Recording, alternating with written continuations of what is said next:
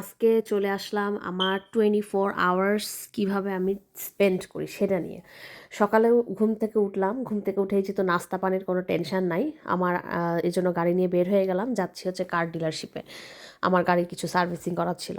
এই যে আমার ভিডিওতে এখন যেটা দেখতে পারতেছেন, এখান থেকে অ্যাকচুয়ালি কার ডিলার শুরু হয়ে গেছে। এই রোডটার একদম শেষ মাথা পর্যন্ত যা আছে, যতগুলো শপ আছে সবই হচ্ছে কার ডিলার। এগুলো যদিও সেকেন্ড হ্যান্ড, যেটা এখন দেখাচ্ছি। আর ওই যে দেখতে পারতেছেন হোন্ডা সার্ভিস সেন্টার, আমার গাড়ি যেহেতু হোন্ডা এই জন্য আমি হোন্ডা সার্ভিস সেন্টারে নিয়ে আসছি। গাড়ির অ্যাপয়েন্টমেন্ট করা ছিল 9টার দিকে, তো সময় মতন আমি 9টার দিকেই চলে আসলাম।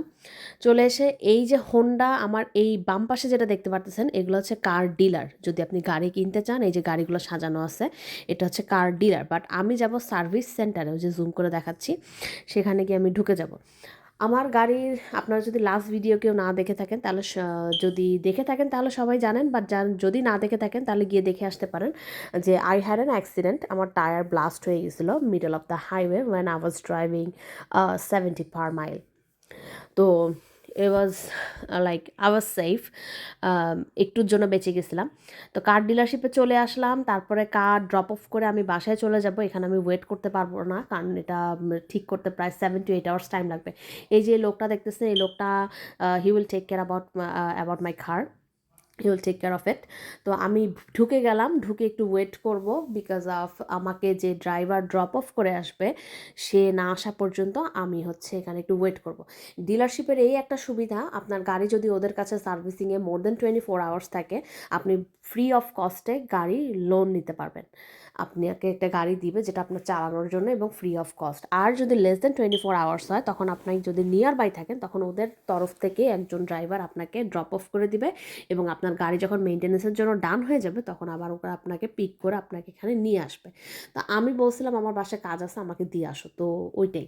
আর এই যে দেখেন, আপনি যে ওয়েট করবেন তখন আপনার বাচ্চা কী করবে যদি আপনার বাচ্চার সাথে থাকে, এই যে সেটা, এটা হচ্ছে প্লেগ্রাউন্ড, এখানে ভিতরে ইনডোর প্লেগ্রাউন্ডও আছে। আমি এখানে ভয়েসে কিছু কথা বলছিলাম, বাট কথা শোনা যাচ্ছিল না, যে কারণে আমি এখানে আবার ভয়েস ওভার দিলাম। কী যে বলতেছিলাম আমি নিজেও আসলে জানি না, এই মুহূর্তে মনে পড়তেছে না। আর আরেকটা হচ্ছে, ও হ্যাঁ মনে পড়ছে, সেটা হচ্ছে আমি আপনাদের কার ডিলারশিপ কেমন হয়, ভিতরে কেমন দেখতে, সেটা আপনাদেরকে আমি ইনশাল্লাহ আরেকদিন দেখাবো আরেকটা ভিডিওতে, যদি আপনার ইন্টারেস্ট থাকেন আমেরিকার কার ডিলারশিপ কেমন হয়, গাড়ি কীভাবে সাজানো থাকে। তো গাড়িতে চলে গেলাম, ওই যে ড্রাইভার চলে আসছে, এই যে গাড়ি নিয়ে গাড়িতে বসে গেলাম, আবার বাসায় এসে যে গাড়ি থেকে নেমেও গেলাম। তো নেমেই আমার হচ্ছে বাসায় আজকে ওই যে বললাম সারাদিন কিভাবে কাটাবাই আজকে সেটাই দেখানোর ছিল। বালিশের কভার টভার কম্বল এগুলো সব হচ্ছে লন্ড্রিতে দিছিলাম আমি গতকালকে রাতে। আমার ঠান্ডা লাগছিল, এখন আলহামদুলিল্লাহ ভালো আছি, এই জন্য আমি ভাবলাম যে সবগুলাকে আমি ধুয়ে ফেলি জার্ম ক্লিন করার জন্য, আমার বাচ্চা নাহলে সিক হয়ে যাবে। তো ওগুলা ড্রায়ার থেকে বের করে বালিশের কভার টভার চেঞ্জ করলাম, বালিশের চাদর টাদর এগুলো চেঞ্জ করলাম, তারপর বাথরুমে চলে যাব। বাথরুমে গিয়ে হচ্ছে টাওয়েল রাখতে হবে, মানে আমি সব কিছু আজকে ক্লিন করছি, একদম সব কিছু ধোয়া টোয়া থেকে সব কিছু।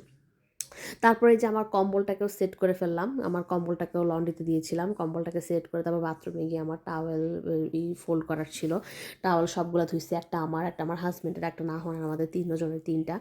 তো ওগুলাকে হচ্ছে আমি ফোল্ড টোল করে এগুলো সব ইয়ে করলাম। তারপরে এরপরে রুমে চলে যাব, ভ্যাকিউম করব, আর আসবাবপত্র সবগুলো মোছার ছিল। তো রুমে গিয়ে দেখি ক্যান্ডেলের মানে সমাহার। আমার ক্যান্ডেল পছন্দ খুব, যে কারণে আমার জামাই খালি ক্যান্ডেল কিনে নিয়ে আসে। মানে আমি বুঝি না, আমার কথা হচ্ছে একটা শেষ হলে আমি আরেকটা কিনে নিয়ে আসবো, কিন্তু সে কেন জানি মানে পাইলেই খালি নিয়ে আসে। তো এগুলো জমায়। তো এই ক্যান্ডেলগুলো কিন্তু বাংলাদেশে ওই কারেন্ট চলে গেলে যে মোমবাতি জ্বালায় সেরকম না। এই ক্যান্ডেলগুলো আমরা ইউজ করি হচ্ছে সুগন্ধের জন্য, মানে একটা পারফিউম আসে, এক একটা এক এক স্মেলের, কাইন্ড অফ লাইক পারফিউম। তো তারপর আবার হ্যাঙ্গারও দেখলাম, আমার জামাই কতগুলো হ্যাঙ্গার নিয়ে আসলো জামা কাপড় হ্যাং করার জন্য, আসলে হ্যাঙ্গার ছিলও না এই জন্য। তো হ্যাঙ্গারগুলো দরকার ছিল না, এই জন্য রেখে দিলাম। আর এই যে আমার যেগুলো ছিল আমার ছেলের সোয়েটার, সেগুলো আমি বললাম। আমার ছেলের বেডরুমের বেডটাও আমার ক্লিন আপ করা শেষ। এই যে এটা হচ্ছে আমার ছেলের বেড, আমার ছেলের বেডরুম। ওখান থেকে আমি ব্যাকইয়ার্ডটা একটু দেখাই। আজকে আমাদের ওকলাহামাতে এত বাতাস এবং প্রচুর জায়গায় নাকি আগুন ধরছে। দেখেন আমার দোলনা, আমার 300 পাউন্ডের দোলনা, সেটাকে পর্যন্ত উল্টাই দিচ্ছে এই বাতাস। এবং দেখতেই পারতেছেন এই যে ফগি হয়ে আসছে আকাশটা, এই ফগটা কিন্তু আসলে কুয়াশা না, এটা কিন্তু বালু। প্রচণ্ড বাতাস ছিল, মানে দেখেন আমার আসবাবপত্র, আমার সব কিছু উড়ায় একদম নিয়ে কোথায় যে ফালাই দিচ্ছে আমি নিজেও খুঁজে পাচ্ছি না। যে দেখেন বালিশ টালিশ সব পড়ে গেছে, প্রচুর বাতাস ছিল। মানে আমি যে দাঁড়ায় ছিলাম আমাকে মনে হচ্ছে উড়াই নিয়ে যাচ্ছিল। গাড়ি চালাচ্ছিলাম যখন, তখন মনে হচ্ছিল গাড়ির মানে স্টিয়ারিং হুইল খুব শক্তভাবে ধরে রাখতে হয়েছিল। তো এই ছিল ব্যাকইয়ার্ডের অবস্থা। তারপরে কিচেনে চলে যাব, কিচেনে গিয়ে চুলা টুলা এগুলো মুছতে হবে। প্রতি সপ্তাহে এগুলো আমি একবার করি। চুলাটা ক্লিন করি যতবার রান্না করি, বাট ডিপ ক্লিন ওই প্রতি সপ্তাহে একবারই করি। তো চুলাটা প্রথমে মুছতেছিলাম একটা ওয়াইপস দিয়ে, ময়লা টয়লা এগুলোকে হচ্ছে নিচে ফালাবো, নিচে ফালায় তারপর হচ্ছে একটা স্প্রে আছে, সেই স্প্রের মাধ্যমে ক্লিন করলে সেই তখন হচ্ছে ওটা একদম ঝকঝকা তকতকা হয়ে যায়। এই যে আমি আপনাদেরকে এখন দেখাবো, সেটা হচ্ছে কেবিনেট আর হচ্ছে স্টিল ক্লিনার।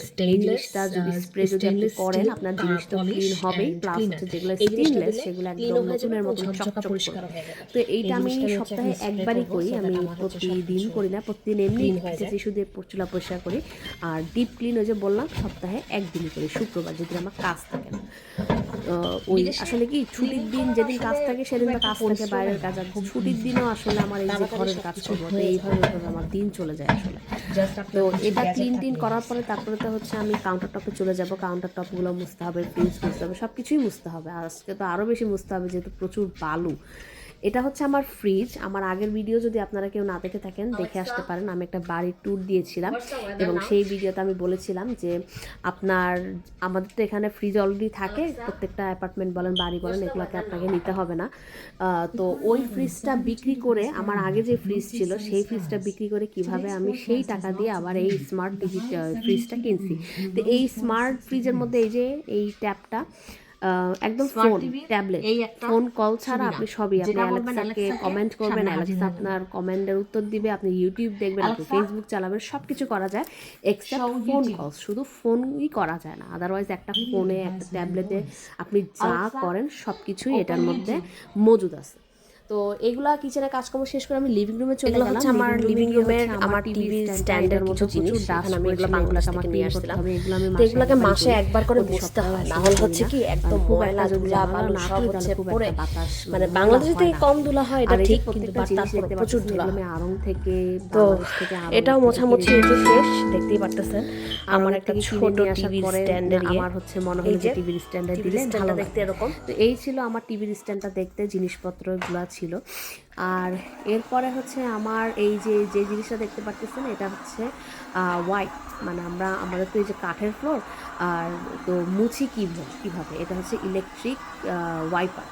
এইটা কারেন্টের সাথে ঝুলে এখানে ভিতরে আমি মেডিসিন দিচ্ছি, মেডিসিন দিয়ে তারপরে কারেন্টের লাইন লাগিয়ে তারপর হচ্ছে আমি আমার ফ্লোরটা এইটা দিয়ে মাধ্যমেই হচ্ছে পরিষ্কার করি।